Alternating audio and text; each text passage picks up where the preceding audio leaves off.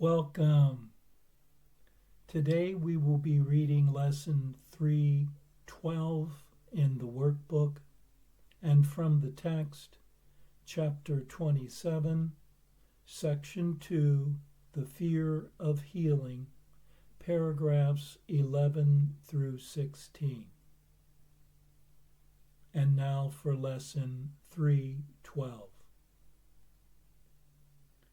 I see all things as I would have them be. Perception follows judgment. Having judged, we therefore see what we would look upon. For sight can merely serve to offer us what we would have. It is impossible to overlook what we would see, and fail to see what we have chosen to behold. How surely, therefore, must the real world come to greet the holy sight of anyone who takes the Holy Spirit's purpose as his goal for seeing. And he cannot fail to look upon what Christ would have him see, and share Christ's love for what he looks upon. I have no purpose for today except to look upon a liberated world, set free from all the judgments I have made. Father, this is your will for me today, and therefore it must be my goal as well.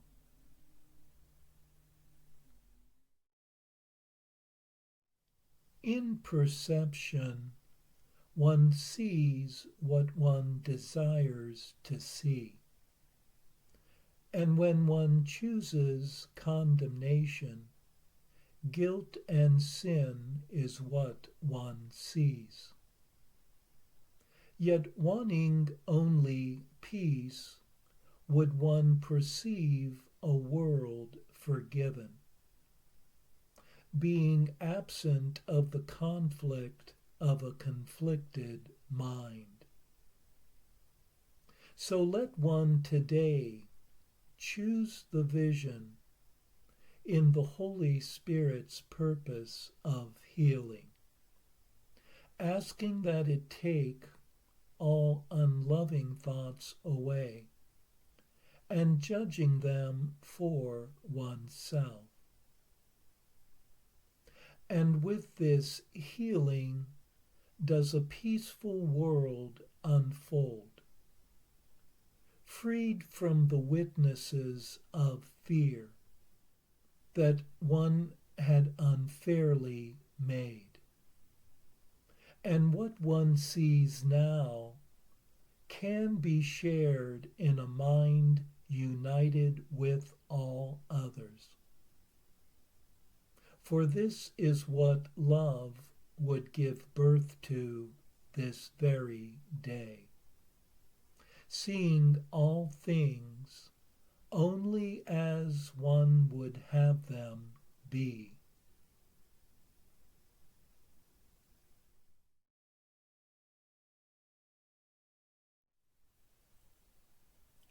And now for our text reading for today, from chapter 27, section 2, The Fear of Healing, paragraphs 11 through 16. In a split mind, identity must seem to be divided, nor can anyone perceive a function unified, which has conflicting purposes and different ends. Correction to a mind so split must be a way to punish sins you think are yours in someone else. and thus does he become your victim, not your brother. Different from you in that he is more guilty, thus in need of your correction, as the one more innocent than he.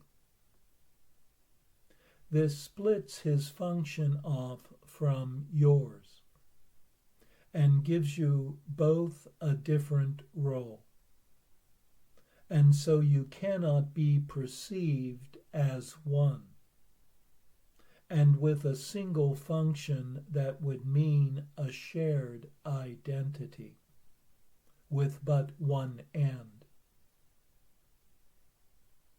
Correction you would do must separate, because that is the function given it by you. When you perceive correction is the same as pardon, then you also know the Holy Spirit's mind and yours are one. And so your own identity is found. Yet must he work with what is given him, and you allow him only half your mind, and thus he represents the other half, and seems to have a different purpose from the one you cherish, and you think is yours. Thus does your function seem divided, with a half in opposition to a half. And these two halves appear to represent a split within a self perceived as two. Consider how this self-perception must extend, and do not overlook the fact that every thought extends because that is its purpose, being what it really is. From an idea of self as two, there comes a necessary view of function split between the two. And what you would correct is only half the error, which you think is all of it. Your brother's sins become the central target for correction, lest your errors and his own be seen as one. Yours are mistakes, but his are sins, and not the same as yours. His merit, punishment, while yours in fairness should be overlooked. In this interpretation of correction, your own mistakes you will not even see. The focus of correction has been placed outside yourself, on one who cannot be a part of you while this perception lasts.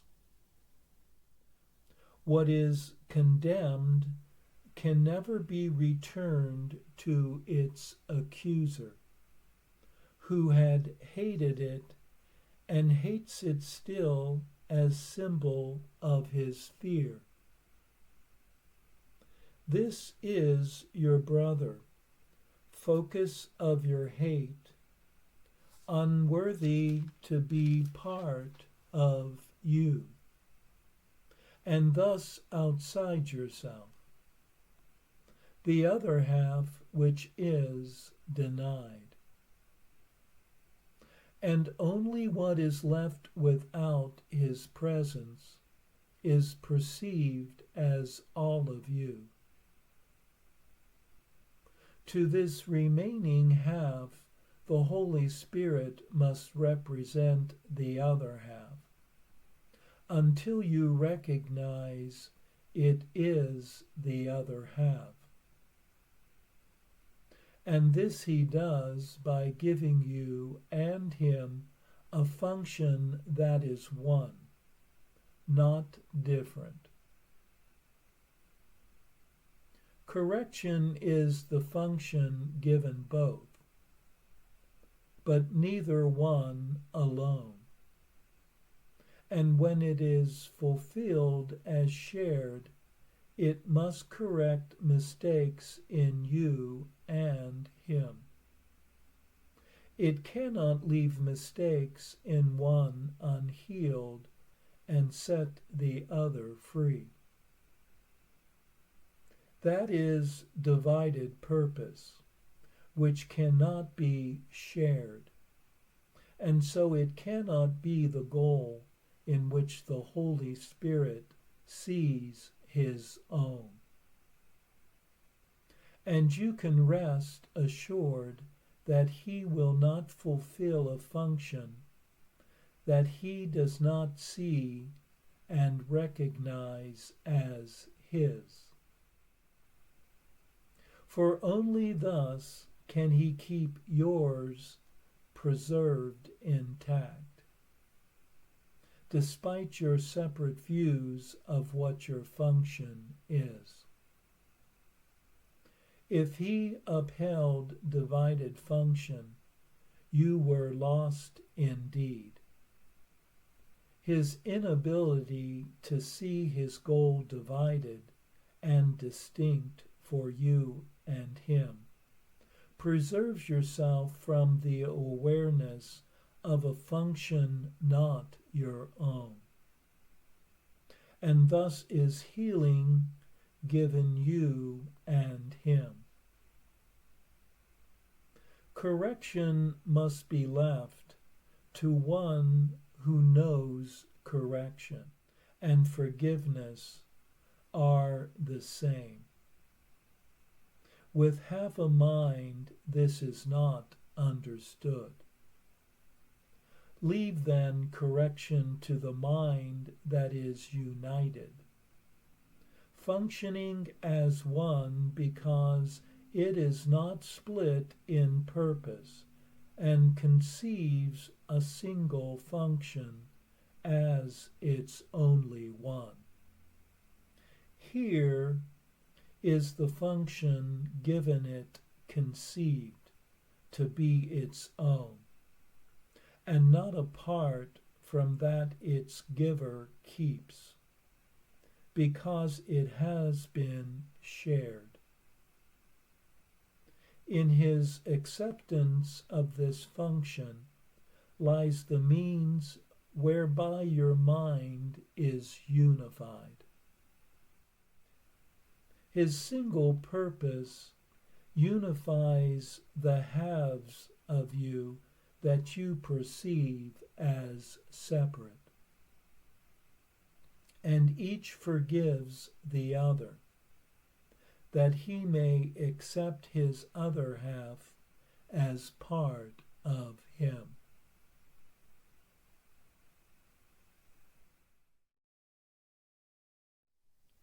In this last part of the section, the fear of healing, the nature of the split mind is discussed.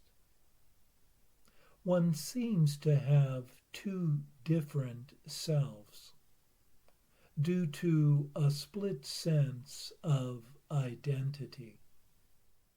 Conflict arises because the two halves have different goals and different ends. One self sees things from the viewpoint of differentness and separation, while the other half sees only unity and sameness.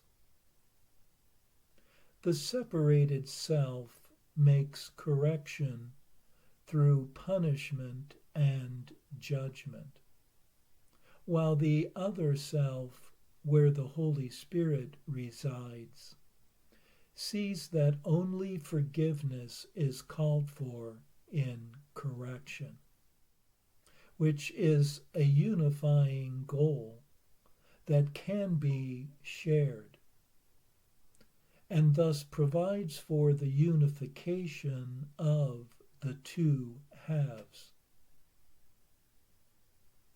For when one is able to see that forgiveness and correction are the same, one will understand that the Holy Spirit's mind and one's own are really the same.